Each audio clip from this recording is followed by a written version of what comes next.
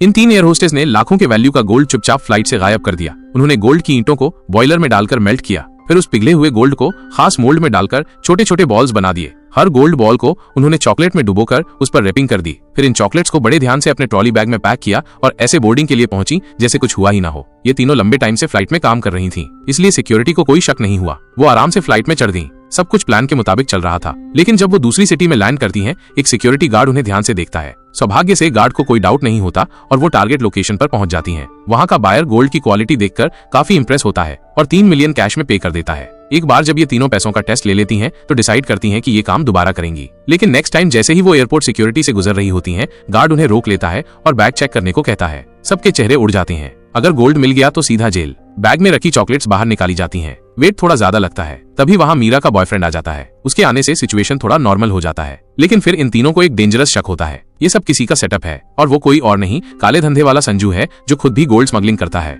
उसने सिक्योरिटी का focus in तीनों पर शिफ्ट कराया ताकि वो चुपचाप गोल्ड बाहर निकाल सकें। इस गेम को पलटने के लिए तीनों नया प्लान बनाती हैं। वो एयरपोर्ट स्टाफ की ड्रेस पहनकर संजू की फ्लाइट में चोरी छिपे घुस जाती हैं और बड़ी चालाकी से ड्रिंक्स में स्लीपिंग मेडिसिन मिला देती हैं। संजू जैसे ही वो ड्रिंक पीता है, कुछ मिनटों में आउट हो जाता है। फिर वो जल्दी से फ्लाइट में रखे ट्रंक खोलती हैं। वहां काफी गोल्ड रखा होता है। बिना टाइम वेस्ट किए वो सारा गोल्ड लेकर निकल जाती हैं। जब संजू को होश आता है तो खुद को टाइट पाता है, लेकिन तब तक बहुत लेट हो चुका होता है। सिक्योरिटी टीम फ्लाइट में एंटर कर चुकी होती है। मीरा कुछ बैग वहीं छोड़ देती है ताकि एविडेंस मिल सके और संजू रंगे हाथों पकड़ लिया जाता है। ये तीनों एयर होस्टेस गोल्ड के साथ विदेश निकल जाती हैं।